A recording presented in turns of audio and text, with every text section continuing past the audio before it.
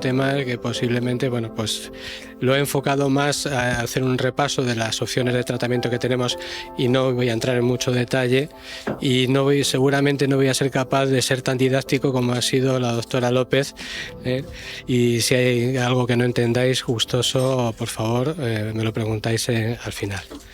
Bueno, esto es casi obligado en cualquier presentación, incluso, bueno, pues también yo creo que ahora últimamente que tampoco he utilizado ningún tipo de herramienta de inteligencia artificial, solo mi limitada inteligencia natural para hablaros.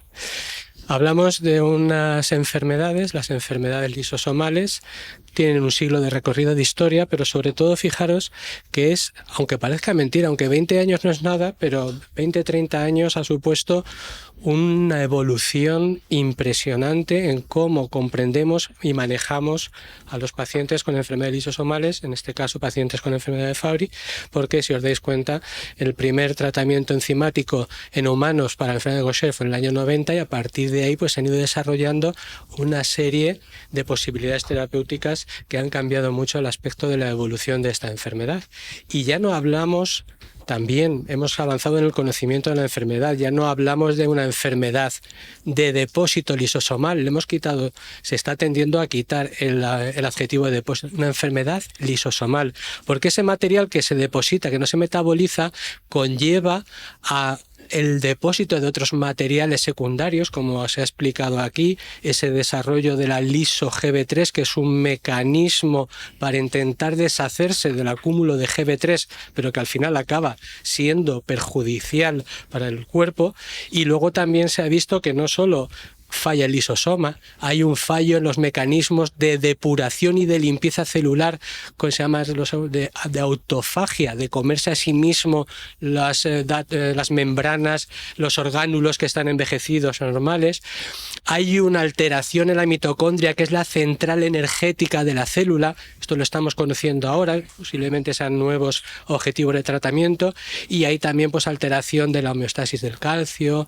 Es decir, que estamos entendiendo y descubriendo lo que se llaman nuevas dianas terapéuticas, es decir, puntos donde poder actuar en el futuro para poder ofrecer la mejor opción de tratamiento a cada paciente. Lo que es el objetivo es una medicina personalizada. Esto, bueno, pues como veis es la cascada en la cual conduce a la enfermedad, donde la mutación o variación genética altera la síntesis de la proteína, que puede degradarse, que no tiene actividad en el lisosoma, que se almacena en el sustrato, y alteraciones secundarias. Y bueno, pues se han ido desarrollando, como iré explicando, las terapias enzimáticas para corregir esa deficiencia, de tratamientos que en proteínas que son inestables para evitar que se degraden rápidamente, pueden hacer más acción, pueden mejorar el plegamiento, lo que es limitar, o sea, quitar dejar de alimentar no a la bestia, sino bueno, pues la producción de esa sustancia grasa que hay que metabolizar, que es los glicosfingolípidos, y bueno, por último, la corrección primaria del déficit, que es manipular genéticamente la maquinaria de producción celular. Y ese va a ser el orden que vamos a seguir, con pequeñas revisiones. Bueno, en el año 2001 fue el Rubicón, en el cual pues la Unión Europea autorizó el uso en la enfermedad de Fabry de manera excepcional en Europa de dos formulaciones de terapia enzimática recombinante, la agalsidalsa alfa, en ese momento licenciada por una empresa llamada TKT, que luego fue subsidiaria Shire y ahora es Takeda, y la galsidasa beta por el laboratorio Genzime, ahora es propiedad de Sanofi. Bueno, en Estados Unidos no se aprobó hasta el 2003 el uso, pero en Estados Unidos solo autorizaron y solo está autorizado el uso de la galsidasa beta. Tanto la una como la otra pues se producen, o sea, es como células, como si fueran gestaciones subrogadas. Son células donde se introduce la información que necesita el núcleo para fabricar la proteína, la enzima. La galsidalsa alfa se deriva o se produce en una célula humana inmortal, un fibroblasto inmortal, y la beta en una célula que tiene mucha tradición en la ingeniería genética, que es las células de ovario ovarios de hámster chino. Las diferencias moleculares, lo que ha explicado la doctora Mónica, lo que es la cadena de bolitas de aminoácidos es idéntica en las dos, pero lo único que luego, después de fabricarse en la fábrica de proteínas, que es el retículo endoplásmico, que es por los ribosomas, cuando sale y se traslada para hacer su efecto en el lisosoma, donde tiene que digerir las sustancias, sufre una serie de que se llaman modificaciones post-traslacionales, que suelen ser específicas de especie, y es la diferencia que puede haber entre las dos moléculas, que puede explicar también a lo mejor la diferente necesidad de dosis que se licenciaron por los resultados que se vieron en los estudios. Una se utiliza la alfa 0,2 microgramos por kilo cada 2 semanas, la beta 1 miligramo por kilo. También la diferente dosis se ha discutido mucho, pero puede tener papel en cómo a veces la reacción del organismo que la recibe, cuanta más cantidad de proteína recibe de una que no produce, puede no reconocerla como propia y generar anticuerpos, con un efecto a veces limitando su efectividad. ¿Qué sabemos? Bueno, sabemos que el efecto a largo plazo. El efecto a largo plazo, pues este grupo un panel de expertos europeos, en el año 2019 lo que hicieron fue una revisión de todos, se llama una revisión sistemática de todos los trabajos que se habían publicado hasta entonces. En este caso, este artículo es en varones, desde el 2001 hasta el 2017. Revisaron 166 publicaciones que incluían 3 ensayos clínicos, y se vio que la terapia de reemplazo enzimático en general disminuye las concentraciones de plasma y orina de la GB3 en tejidos, lentece el deterioro renal, estabiliza o mejora la masa ventricular, y también efectos en el sistema nervioso, gastrointestinal, dolor y calidad de vida. Pero yo creo que aquí, pues quizás para mí lo más importante y lo que he subrayado es lo que ya se va diciendo desde el principio, desde la pediatría. Se obtienen los mejores resultados cuando el tratamiento se inicia a una edad lo suficientemente precoz o de corta evolución, cuando no haya mucho daño orgánico, en este caso concretan en enfermedad renal crónica o fibrosis. También, sugieren, pero no demuestran claramente, de que a lo mejor la dosis pudiera tener algún efecto en los tratamientos. Aportan, no es necesario que os hagáis cucos y os duelan los ojos para intentar leer. Estas son las tablas que aportan en el trabajo, donde sustentan las conclusiones en las diferentes afectaciones orgánicas, calidad de vida. Y entonces ese concepto de precocidad, se ha obtenido en otras publicaciones individuales. Datos del registro FOS, pacientes tratados con Replagal, con la galsidalsa alfa, a 10 años. Se vio que los pacientes que partían con un filtrado glomerular preservado, en este caso son mujeres, la función renal se mantenía con el tiempo estable, y con un filtrado glomerular un poquito menos preservado no había muchos pacientes. También se observaba una cierta estabilidad. En los hombres, que una cohorte más alta, con un filtrado glomerular preservado, había un descenso, pero que era menor que el que se había obtenido en publicaciones sin tratamiento, y en los varones que empezaban con un filtrado glomerular disminuido, esa pendiente era mucho más pronunciada.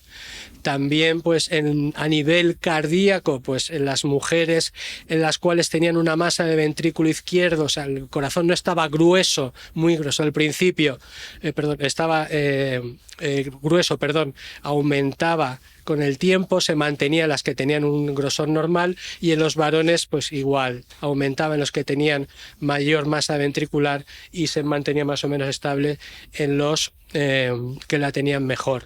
Otra manera de ver, también con datos de la galsidalsa beta a 10 años o 52 pacientes, según el grado de afectación renal, pues según tenían mucha proteinuria muchos en las biopsias, glomérulos esclerosados, pues el filtrado glomerular se perdía más rápido bajo tratamiento que los que tenían un bajo afectación renal, y la masa del ventrículo izquierdo seguía siendo superior con una alta afectación renal. Evidentemente, la existencia de tener una hipertrofia del ventrículo izquierdo antes del inicio del tratamiento suponía un riesgo de tener más episodios cardiovasculares si había una masa elevada. Estos son datos del estudio del registro FOS. En cambio, no obtuvieron mucha diferencia en las probabilidades de tener un episodio adverso renal, y en cambio, cuando el riñón estaba deteriorado, sí que había mayor probabilidad de tener episodios cardiovasculares, tanto en lo cuanto peor era el deterioro del filtrado glomerular. Precoz, por ejemplo, en este trabajo de FOS, en aquel que se dividió a los pacientes y se empezaba el tratamiento antes de que llevaran 2 años de síntomas o después de 2 años de síntomas, pues se vio que la probabilidad de vivir sin un episodio adverso cardiorrenal o de otro tipo era menor si se había empezado el tratamiento más tarde, por encima de esos 24 meses, que si se había empezado antes de los 24 meses. Y que las mujeres, porque todo lo anterior era en hombres, pues o también en el mismo número de la misma revista, el mismo año, otro panel europeo de expertos comandado el doctor Men, que es el que ha comentado Mónica López, bueno, pues también hizo una revisión sistemática de la literatura, encontró menos publicaciones, 67 publicaciones, ese ensayo clínico, y desde su punto de vista solo vio efectividad en las concentraciones de GB3 y en el efecto sobre el corazón. Pues que para ellos no había datos que pudiera justificar el beneficio en otros órganos, pero si vais a la tabla, si os dais cuenta, yo no sé si esta es la causa de que no encontraran beneficios, pues en la mayoría de los beneficios que se obtuvieron fueron porque había un número muy importante de trabajos que miraban a las mujeres con agalsidasa alfa, y casi no había datos en los trabajos de agalsidasa beta. Y yo tampoco estoy muy de acuerdo, porque poco después, unos años antes, en el año 2011, habíamos publicado un pequeñito análisis de cómo las mujeres, basado en pacientes del registro FOS, respondían al tratamiento comparados con hombres cuando llevaban 4 años de tratamiento. Y la respuesta al tratamiento en las mujeres era totalmente superponible, y era en principio uno de los argumentos que esgrimíamos para poder decir que los criterios de inicio no el sexo, la respuesta del tratamiento según el sexo o el género no influye en la respuesta. Podemos resumir que la terapia de reemplazo enzimático en la enfermedad de Fabry ha demostrado una reducción en la intensidad del dolor y la frecuencia de las crisis dolorosas, desciende la masa miocárdica, estabiliza la función renal, reduce los depósitos tisulares de GB3. Todo ello permite retrasar la progresión o estabiliza la función y la estructura orgánica y conlleva una mejora en la calidad de vida de los pacientes, lógicamente remarcando que el mayor beneficio cuando se ha iniciado en fases precoces. Todo esto abunda en los mensajes anteriores: diagnóstico precoz, concienciación de los médicos, concienciación también de las familias para ayudar en ese cribado extendido familiar. Y esto ya, fijaros que ya se apuntaba en una publicación del año 2010 en la cual participó Víctor Pintos. Pero no solo es, bueno, pues otro mensaje positivo. Parece que puede tener un efecto lógicamente beneficioso en un punto tan duro como es la mortalidad por la enfermedad. En pacientes sin tratamiento, la edad media de supervivencia pues alrededor de 60 años. En pacientes, en una publicación del registro FOS de 677 pacientes, la supervivencia de los varones, en este caso de 77,5 años, de las mujeres también un poquito mayor, o sea, posiblemente. Pero todo tiene un pero, lógicamente, y los peros es que es un tratamiento a muy largo plazo. tanto para vosotros como para la administración. Eso también, lógicamente, sabéis que es un condicionante, aunque sea asqueroso hablar de dinero, pero es así. De necesidad de administración intravenosa, de tener que cada 2 semanas, o bien que os cojan una vía o que hayáis tenido necesidad de que os canalicen una vía central para la administración del tratamiento. Es un tratamiento que tiene poco acceso al sistema nervioso central y el Fabry tiene manifestaciones neurológicas no solo vasculares, que podrían ser tratadas o mejoradas con el efecto de la enzima sobre el propio vaso, sino también parenquimatosas. La generación de reacciones adversas y pérdida de eficacia por los anticuerpos que se pueden ir generando ante la exposición de esa proteína extraña, y lo que ya muchos habéis experimentado, sobre todo cuando ya empezamos el tratamiento con vosotros con una carga de enfermedad posiblemente importante, de que se pueden sufrir otras complicaciones por progresión de la enfermedad. La enzima penetra, y diferentes grados de penetración de actividad de la enzima según los tejidos, y eso lógicamente pues puede condicionar la existencia de unos segundos episodios.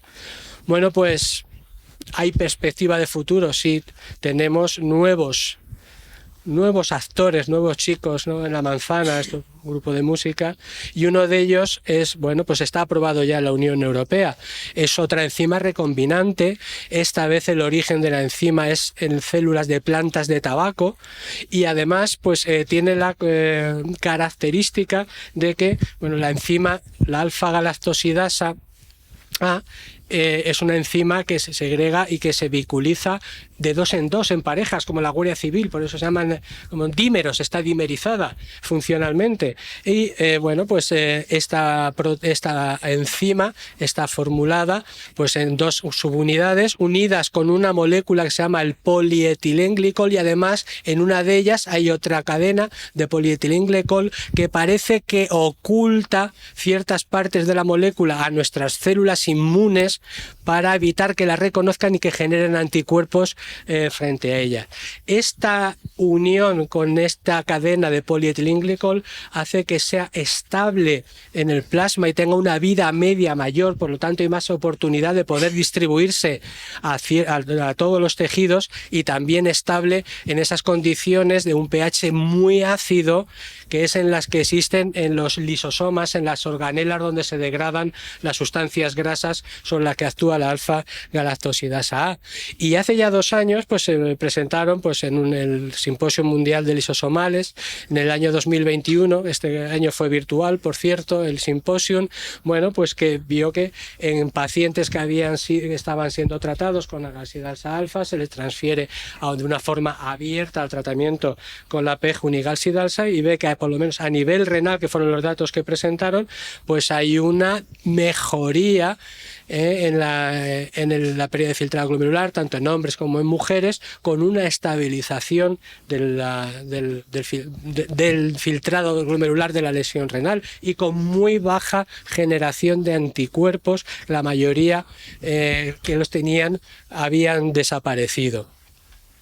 Y el año pasado, pues fijaros, fue un pequeño póster también en el Congreso de Lisosomales del año 2022, donde en 30 pacientes resulta que lo que se le hace es, aprovechando esa propiedad de mayor vida media, lo que se les administró fue 2 miligramos por kilogramo cada mes. Fijaros, ya se ahorra hay una infusión al mes. Bueno, pues se vio que por lo menos en los datos que apuntaban en ese póster, el filtrado glomerular se mantenía, la liso-GB3 no aumentaba. La doctora Mónica lo ha comentado, la liso-GB3, cuando se lleva unos 2 años de tratamiento, que ya ha experimentado una disminución, se ha habido efectividad, se alcanza una fase de meseta. No se suele ver disminuciones adicionales de la liso-GB3, pues se mantenía estable, y entonces, bueno, pues parece ser, ellos apuntan, oye, puede ser una buena opción. En mayo de este año, el Comité Europeo de Medicamentos ha dado autorización a la PEG-unigalsidalsa alfa para ser usada en humanos. Este va a ser el nombre comercial. Bueno, la Unión Europea y la FDA, el organismo estadounidense que aprueba los fármacos. Lo que pasa es que de momento ha dado la autorización de comercialización a la dosis de 1 miligramo por kilo cada 2 semanas, porque ha considerado que no hay datos suficientes para autorizar todavía el uso de 2 miligramos por kilo cada mes. ¿Y qué más? Bueno, de cara a perspectivas de futuro, ¿cómo podemos mejorar el aporte de la enzima que administramos en la vena a los diferentes órganos y tejidos? Bueno, pues una estrategia, y aquí hay un grupo que está trabajando en ello, grupo del Valle de Hebrón, desde hace años, liderado por la doctora Abasolo, en la cual, bueno, pues empaquetan una enzima, más por cierto, una enzima recombinante también sintetizada por ellos, en la cual empaquetan la enzima en unas partículas grasas de pequeño tamaño, se llaman nanoliposomas. Y ya en modelos, lógicamente, en modelos primero celulares, pues han visto que es captada muy eficientemente y aclara los niveles de GB3, pero es que además también en modelos animales celulares disminuye el contenido de GB3 en hígado, en bazo, en corazón, más eficazmente que lo hacen las enzimas que tenemos disponibles, Plagal, Fabracime, y además una cosa que yo creo que puede ser un hecho diferencial aparte para este producto, además que disminuye los depósitos cerebrales. Esto ha hecho de, bueno, la Unión Europea le ha dado la autorización de uso como medicamento huérfano y están ya en un ensayo de fase 3, es decir, planteando su uso en humano para poder confirmar in vivo y en la práctica clínica habitual estos efectos beneficiosos. Continuamos lo que es pues otra estrategia que tenemos aparte de la enzima administrada exógenamente, bueno, pues lo que se llaman los chaperones farmacológicos. Fijaros que chaperón, que además se utiliza en la literatura médica con mucha anglosajona, resulta que es un americanismo. Chaperona es un americanismo de Antillas, Chile, Costa Rica, que dice es una de las acepciones, persona que acompaña a una pareja o a una joven para vigilar su comportamiento. ¿Cómo se llama en castellano? ¿Lo sabéis? Carabina, claro, por eso el diccionario de la Real Academia también lo especifica, ¿no? Pues es esa función de estabilizar, dice, no te salgas tú de madre. Bueno, pues estas moléculas, es un grupo de sustancias, se llaman chaperonas. Y es en el año 2001, en una de las revistas más prestigiosas de medicina, o si no la más, que es el New England Journal of Medicine, precisamente en el mismo número donde Cristina Eng publica el ensayo pivotal que se llamó de la agalsidalsa beta, Frustacci, un cardiólogo italiano, trabajando en el grupo donde también estaba Cristina Eng y Robert Desnik, vio que, bueno, pues ya se sabía que en algunas células, en modelos celulares, había una sustancia que se llamaba químicamente la 1-deoxigalactonojirimicina, perdón por el trabalenguas, luego os diré el nombre resumido para los amigos, pues podía aumentar la actividad en grupos celulares. Y él, habiendo leído pues, que al ser un análogo de galactosa, pues dijo, bueno, pues en un paciente con esas mutaciones, con afectación cardíaca fundamental, una mutación MIS-SEN, de esas de sentido contrario, sentido erróneo, pues le vio que administrándole infusiones inicialmente diarias de 1 gramo por kilo de galactosa, midiendo la actividad en linfocitos y en una biopsia de la membrana interna del corazón que se llama el endocardio y con el miocardio, pues vio que había un pequeño aumento tanto de la actividad enzimática como de la en los linfocitos y en el tejido, y es que además pues vio que había una pequeña disminución, no era tampoco para tirar cohetes, pero bueno, que decía que había, esto es a 90 días, es decir, parece que mejora la función de la enzima, y ellos ya propusieron, esta es una gráfica de esa publicación, donde que además luego ha sido, bueno, pues se ha mantenido y se ha aceptado por la ciencia. La enzima que se produce normal en la fábrica, que es el retículo endoplásmico, tiene que sufrir un proceso de transporte, veis que va ahí en 2 subunidades, pues es un dímero, a través de esta estructura que es el aparato de Golgi para llegar al lisosoma, que es donde hace la acción. Pues bien, cuando hay estas variantes, estas mutaciones, missense, sentido erróneo, cambio de sentido, pues parte de esa enzima que se produce es inestable, no está unida en dímeros, y lo que hace es ser degradada y por lo tanto no llega al lisosoma. Las moléculas, los chaperones químicos, se unen en este proceso de transporte a través del aparato de Golgi, que llega al lisosoma y permite que haya enzima activa en el lisosoma, con lo cual pues se mejora algo la actividad enzimática.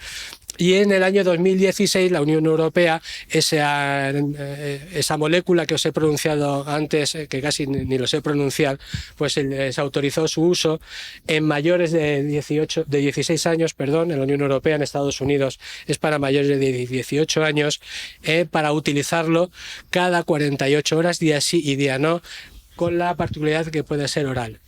¿Todos los pacientes, todas las variantes que producen Fabry pueden ser tratadas con este tratamiento? No.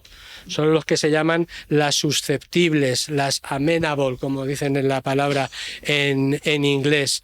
Y hay un banco de información de todas las mutaciones. Se les denomina susceptible cuando en estudios celulares in vitro se ha visto que la administración o el uso del migalastat provoca un aumento de la actividad de la alfa-galactosidasa A. Suelen ser mutaciones puntuales, missense. Grandes mutaciones que afectan la estructura, la función, las truncantes, grandes lesiones, no suelen considerarse aptas para el análisis. Y hay que consultar, existe una base de datos, hay que consultar. Pues sí, ya lo sé, que la presión la tenía yo. El último siempre es el que se lleva las broncas.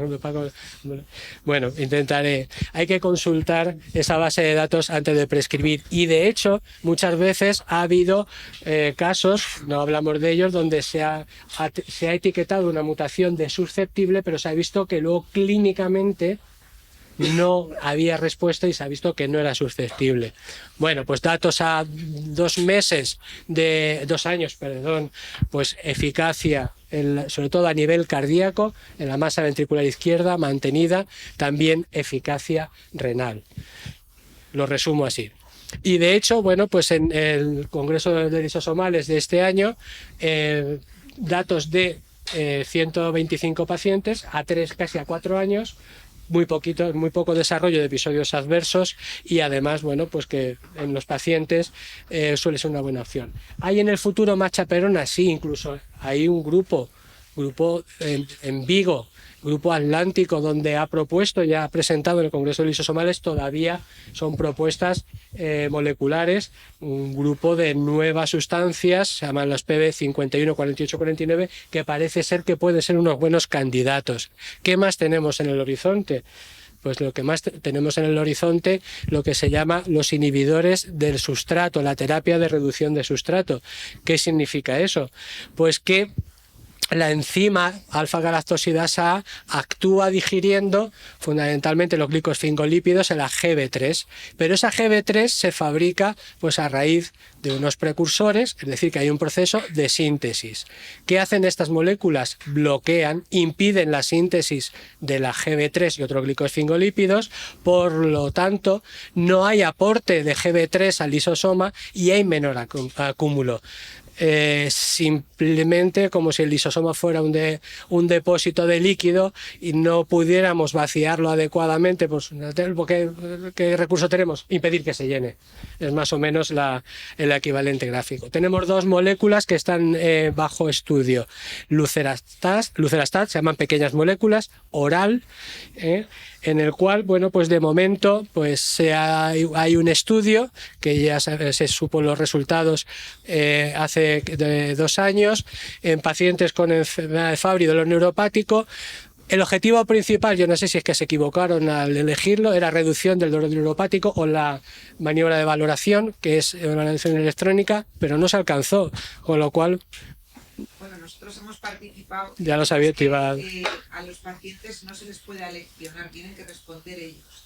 Y el problema es que en ocasiones el médico intenta dirigir cuando no debemos, porque si no, no es ciencia, la respuesta al dolor neuropático. Entonces no se alcanzó porque parecía que no había respuesta entre cómo decían que estaba en el comienzo y cómo decían que estaba después.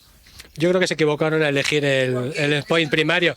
Sí, el resto de objetivos secundarios sí que se ha visto que es un poco eficaz en lo que miden otros. Claro, eso es lo que estaban decepcionados los de Idorsias, el laboratorio que lo patrocina, pero vio que había datos de esos objetivos secundarios prometedores y dijo, no, vamos a hacer un estudio de extensión abierto a 48 meses, que todavía no sabemos resultados, donde entre otras cosas valora la eficacia renal y cardíaca y que, bueno, pues es una opción que vamos a tener en el futuro. Se ha publicado este año otro inhibidor otra terapia de reductora de sustratos, el Venglustat, administración oral, 11 pacientes. Bueno, pues 11 pacientes, reducción de GB3, disminución del dolor y no ha habido datos de progresión de la enfermedad de Fabry en ellos. Se va a trabajar por ahí, ya está planificado un estudio, lo se llama en fase 3, académicos, controlados con placebo, con un episodio de extensión, también sobre el dolor, esperemos que no se...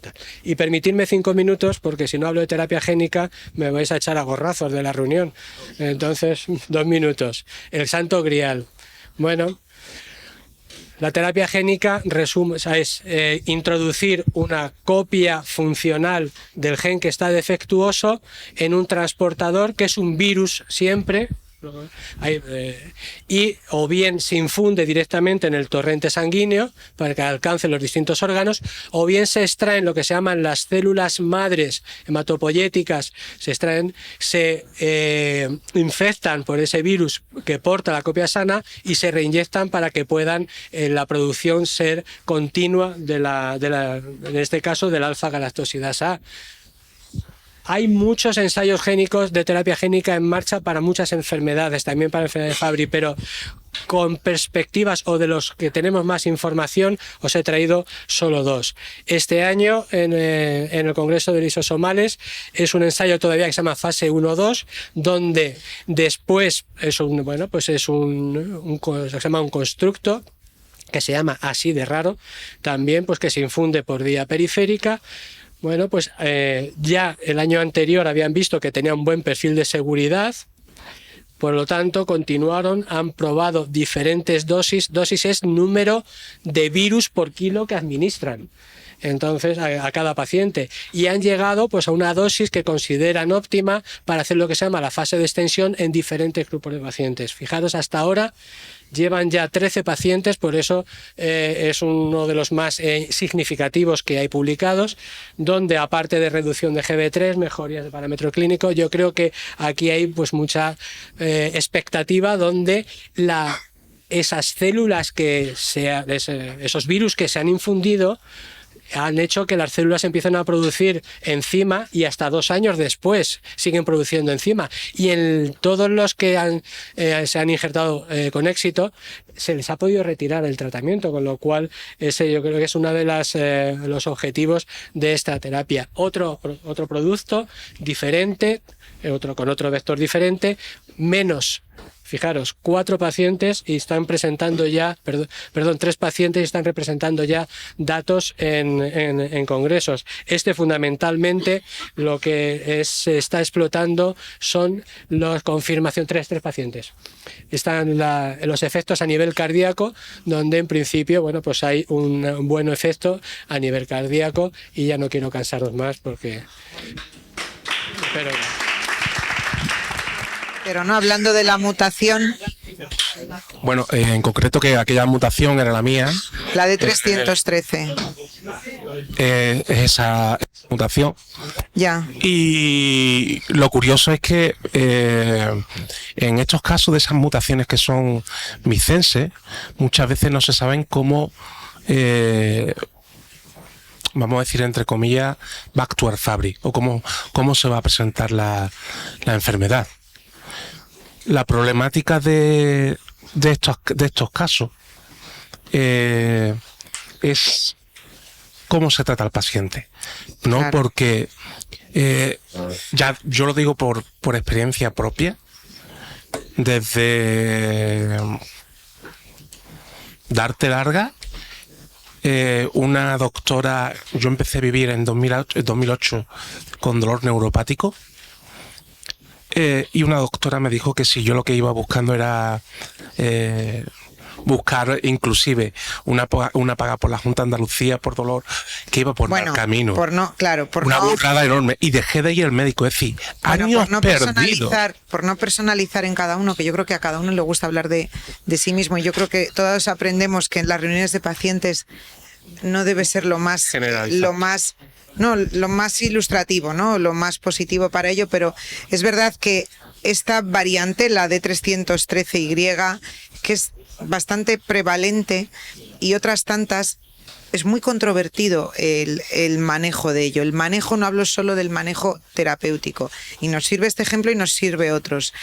Ha habido varios trabajos en el que se ha evaluado qué prevalencia tiene esa variante en pacientes que suponemos que tienen Fabry y pacientes que no tienen Fabry, población general. Y se ha visto que es la misma prevalencia y decimos, caray, entonces ¿cómo le diagnostico?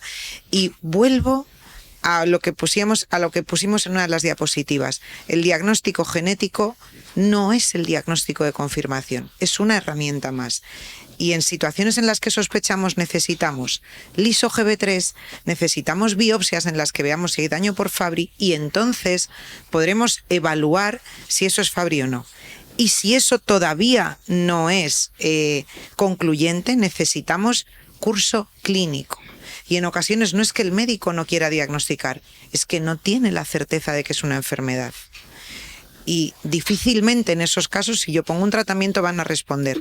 Yo he puesto algunos de estos ejemplos de Dominique Germain, que yo invito de verdad a que leamos esos trabajos, porque hacen mucha autocrítica y sobre todo nos sirven para otros a ver que a veces lo que creemos que es, no es, y lo que creemos que no es, a lo mejor es. Y eso no significa que uno no quiera tratar a un paciente, ni mucho menos. Si los médicos y los pacientes estamos todos en el mismo lado, significa que a veces no hay un diagnóstico claro. Y son missense o pueden ser un frameship o lo que sea, pero son variantes. Y en concreto la D313 sigue estando en el naranjita, en el significado incierto. Y no hemos sido capaces de quitarla de ahí. Y eso pasa con otras. Es casi un polimorfismo, y de hecho se describe que algunos autores describen que es más con alteraciones neurológicas, pero no me quiero meter ahí. Lo que quiero decir es que es un paradigma como una más de las que muy probablemente sigamos con un significado incierto. Y el sentirse a lo mejor uno paciente, pues a lo mejor es casi lo negativo más que lo positivo, porque nos estigmatiza, no lo sé. Eso ya entra en interpretaciones, ¿no? Pero que yo creo que a veces no podemos juzgar o prejuzgar sin saber del todo, y los diagnósticos aquí en estos casos tienen que ser muy cautelosos. ¿Hasta qué punto la valoración después del trasplante renal en el tema de la medicación que tomamos por los temblores? Ahora mismo yo no tenía temblores de ningún tipo, y a razón del trasplante por la medicación, se supone que es por la medicación, por el Avagras, supuestamente suelen dar temblores y suelen dar. ¿Hasta qué punto suele durar o hasta qué punto pueden, en vez de mandarme al neurólogo para saber si eso es de la medicación o sería a lo mejor también a causa de algo neurológico o alguna cosa de esas? ¿Hasta qué punto, quiero decir, en el sentido de cuánto puede durar o qué es lo normal que dura, o hasta qué punto pueden llegar los temblores? No, normal nada, pero es así. ¿Se oye? Ah, vale, no me oía. Desgraciadamente has nombrado la medicación que más temblores da, y los da con Fabry y sin Fabry. depende un poco también de la sensibilidad personal de cada uno y de los niveles sanguíneos. No sé con qué niveles te estás moviendo ni los años que llevas. A valorar de 3. Pero los niveles que tienes en sangre no lo sabes. 5, 6, 7... No lo sé. No tengo ahora mismo ni idea. Me parece que me hicieron un estudio con el, vamos, que me lo mandó el nefrólogo, pero ahora mismo no me acuerdo lo que tengo de nivel. Hay que intentar ajustar el nivel al mínimo, a dar medicaciones concomitantes, micofenolato, mofetil, que probablemente lo estarás tomando, no lo sé, pero prednisona a dosis bajitas, y si siguen los temblores se puede cambiar, que hay otras alternativas. Pero a la gente que le pasa, no se te van a ir nunca. En algunos pacientes toman medicaciones para el dolor neuropático. Y por ejemplo, si después van a hacerte... Yo he estado... bueno, sabemos todo lo que son mioclonias, miotonias y demás. Entonces, las medicaciones como son Valium 5, otros antidepresivos para el dolor neuropático, ¿puede modificar ese estudio del trastorno del sueño? No sé si me he explicado. No. Vale, a ver, he saltado mucho a lo mejor. Cuando te tienen que hacer un trastorno del sueño, un estudio, sí, sí, sí, sí. Entonces, Los ansiolíticos o las centro respiratorio, pero eso no tiene nada que ver con el Fabry. Lo que pasa es que para el Fabry a veces se usan tratamientos para la neuropatía, que no es solo para la neuropatía, que lo que más se usa son pues carbamazepina, gabapentina o pregabalina. Los otros fármacos que se usan no tratan tanto el dolor neuropático en sí, de fibra fina, que es la que se afecta sobre todo en el Fabry. Tratan pues la esfera más global que provoca esa neuropatía, ¿no? El desasosiego, pero no en sí la neuropatía. vale. Entonces, tomarlo literalmente para nada, ¿no? Bueno, depende, si le van bien los síntomas, es tratamiento sintomático, si le mejora los síntomas, sí, si no, pues no, claro, ¿para qué? Si lo tomo y estoy igual que si no lo tomo, pues lo quito, pero quito todo, si es el Replagal, como si es el Fabracime, como si es fármacos de 2 euros, es decir, si algo no me funciona y estoy igual que si no lo tomase, y la respuesta biológica, porque claro, yo no noto cómo está mi creatinina, entonces eso me lo tiene que decir mi médico si responde o no, pero cualquier fármaco en cualquier ámbito, si estoy igual que si no lo tomo, pues no lo tomo.